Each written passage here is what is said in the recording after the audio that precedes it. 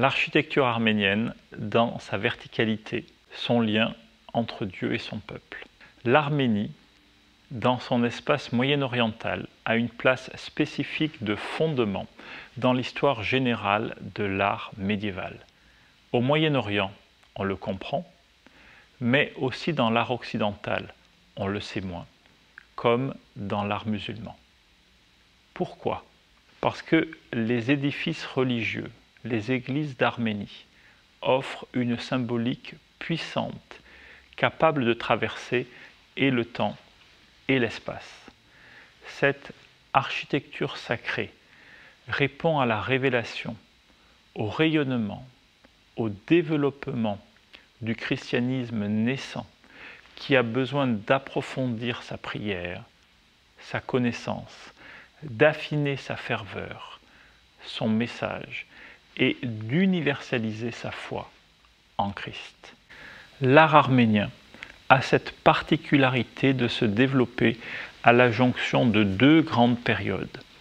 D'une part, le monde antique finissant voit l'Égypte et l'art égyptien s'épuiser sous les coups des invasions assyriennes, iraniennes, gréco-macédoniennes, qui voient la formidable architecture de la Grèce classique se développer dans l'art hellénistique avant d'ensemencer celle de Rome et de s'étioler au IIIe, IVe siècle. C'est la première grande période de l'histoire de l'architecture. D'autre part, quand les maîtres d'œuvre latins de l'époque médiévale, au moment de développer l'architecture à l'époque de Charlemagne ou des premières églises romanes, recherchèrent des sources d'inspiration, ils n'avaient face à eux que les modèles inertes de l'Antiquité. La vivacité créatrice aurait pu venir de l'architecture syrienne, aux qualités et caractéristiques comparables à celles de l'Arménie. Mais l'architecture syrienne ne résista pas à la conquête islamique du 7e siècle. Et c'est ainsi que l'on comprend l'importance de l'art arménien, qui, protégé sur son haut plateau, prit une place centrale au niveau géographique au sein de l'Eurasie. Il joue donc un rôle essentiel de trait d'union entre les traditions architecturales antiques et médiévales. L'architecture arménienne se développa à la jonction des IIIe et IVe siècles et voit son apogée, son acmé, au 7e siècle avec l'église de Sainte-Ripsimé, construite par le Catholicos Gomidas. Cette église a une telle importance dans l'histoire de l'architecture que nous serons amenés à y revenir. Comment procède-t-on? Si l'on retrouve parfois des éléments de bois et de tuiles, l'art arménien est essentiellement une architecture de pierre. Il est vrai que l'on saisit ce qu'il y a de plus immédiatement présent en Arménie, la pierre. On rencontre toutes sortes de pierres en Arménie. Le basalte, vous le savez, est la pierre la plus dure du plateau arménien. Il est utilisé dès l'époque ourartéenne et les techniques de taille fine du basalte ont hélas aujourd'hui disparu. Mais bien sûr, mais surtout, c'est le tuf qui est utilisé. Cette pierre volcanique aux multiples nuances qui vont de l'ocre au noir, avec même des nuances tirant sur les bleus et les verts, ce tuf est meuble au moment de l'extraction des carrières. Ainsi, il permet une taille millimétrique et une ornementation riche et durcit progressivement au contact de l'air, ce qui permet à des blocs d'être utilisés comme pierre d'angle, conférant au bâtiment une unité de matériaux sans pareil qui évite les mortiers et les badigeons. Comment crée-t-on? On taille, on ajuste la pierre avec un savoir-faire ferme, précis, alliant le souffle et la légèreté du trait à la puissance du geste. On s'inspire des structures à facettes, des cristaux de roche extraits des montagnes du vaste pays. Les toits à facettes voient ainsi le jour et couronnent de solides murs, solus de murs eux-mêmes allégés de motifs bibliques dont l'étude minutieuse révèle des analogies avec les motifs grecs, romains, iraniens, voire égyptiens, dans une vision de correspondance avec les cultures voisines de l'Arménie, qui se vit comme une interface beaucoup plus que comme une barrière. Comment pense-t-on? Le fait est que les bâtisseurs des montagnes d'Arménie se révèlent de fins calculateurs, on dit aujourd'hui mathématiciens, et d'habiles géomètres. Presque de tout temps, presque en tout lieu, le carré signe l'humanité, signe l'homme sur terre dans sa finitude inspirée. Le carré servira donc de support plan à l'édifice qui posera ainsi sur le sol ferme sa force et sa détermination. Une façon de prendre possession de la terre, de poser le 4 comme principe de création, de clamer l'incarnation du Christ fait homme sur terre.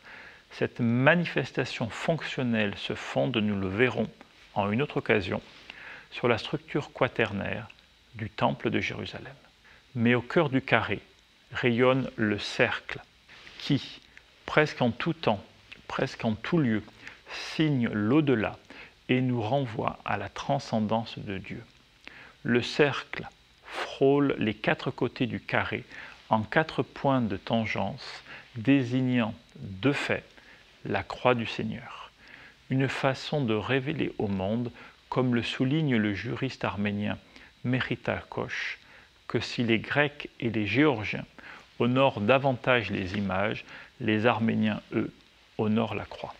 Ainsi posée sur 4 colonnes surmontées de 4 arcs, dont on trouve déjà des exemples dans l'architecture pré-chrétienne, et nous y reviendrons, le cercle dans le carré témoigne d'un appel à la transcendance qui donne corps à la vision de saint Grégoire l'Illuminateur.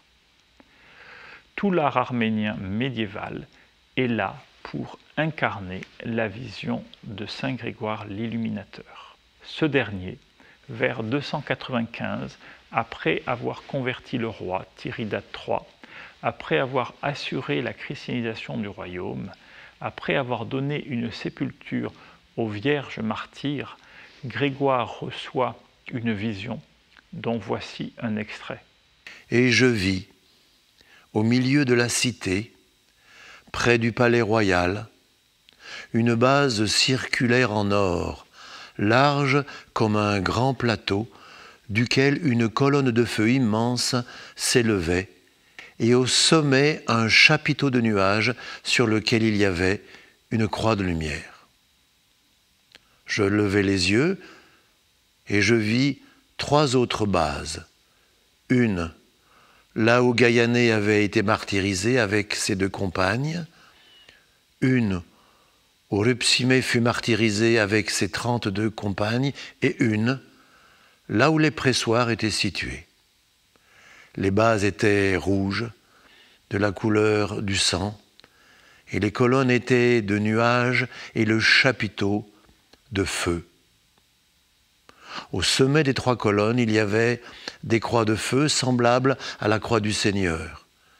Et les croix de la colonne étaient semblables au chapiteau de la colonne de lumière, qui était la plus haute de toutes. Et des 4 colonnes, au-dessus des croix lumineuses, se rejoignaient de merveilleux arcs. Et au-dessus de cela, je vis un baldaquin de nuages, une merveilleuse et divine construction en forme de coupole. Sous ce baldaquin, mais au-dessus des arcs, je vis les 37 saintes martyrs nimbées de lumière. Cette vision est une description assez claire du principe de l'élévation de la cathédrale d'Etchmiadzin. Les 4 piliers, disposés en carré, reprennent le plan de l'ensemble du bâtiment et sont les fondements sur lesquels viennent prendre appui les arcs et sur lesquels repose la coupole circulaire. Ainsi, l'essentiel de cette vision donne le plan de la future église d'Etchmiadzin et de sa signification spirituelle. Les Arméniens ont par la suite cherché à incarner dans la matière cette vision prophétique et son message spirituel. Pour cela, ils vont prendre les deux plans les plus courants, que sont les basiliques à une nef et les basiliques à trois nefs. Les basiliques à trois nefs courantes dans l'architecture paléochrétienne vont être coiffées d'une coupole en rapprochant deux séries de piliers afin d'obtenir les 4 piliers nécessaires à l'élévation de la coupole. Tel est le cas de la basilique à coupole d'Odzun au VIe siècle. L'évolution des basiliques à une nef, construites par dizaines en Arménie et dans tout le monde chrétien, amena à la conception de nouveaux types d'églises, dites salles à coupole, comme Serdarouch, consacrée en 166, qui deviendra le type principal des églises médiévales, particulièrement dans les monastères, comme dans celui d'Arpat et dans l'église de la Mère de Dieu, construite en 966-977, ou dans le monastère de Sanaïn, avec l'église de Saint-Grégoire l'Illuminateur, construite en 1061. Le type principal de l'architecture arménienne demeure entre le IVe et le 7e siècle les églises à plan centré, comme ceux d'Artik, église construite vers 500, ou de Garmeravor d'Ashtarak, construite au 7e siècle. Puis l'évolution de l'architecture arménienne va amener le génie de ces maîtres d'œuvre, qui sont généralement des religieux, à concevoir des types nouveaux d'églises. Les églises à carré tétraconque, comme l'église de Mastara, construite autour de l'an 600, les églises à carré tétraconque et niche d'angle, comme l'église d'Avan, construite en 591, et l'église de Sainte-Ripsimé, construite entre 618 et 628, que nous avons déjà évoquée. Les églises polyconques, comme Irinde et Zoravar, construites par le gouverneur d'Arménie, Grégoire Mamikonian, en poste entre 661 et 685.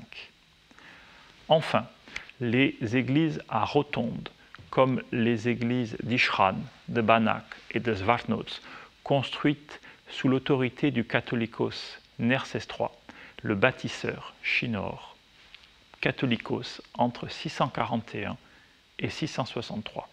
Dans aucune autre partie du monde chrétien, une telle richesse et une si grande force créatrice n'ont été observées dans ces quelques siècles qui lient la fin de l'Antiquité et le début du Moyen Âge. Cette richesse créatrice donna de surcroît un riche fond commun pour le développement ultérieur de la tradition architecturale arménienne du Moyen Âge à nos jours, en donnant le support symbolique de nos églises d'Occident. Nous y reviendrons.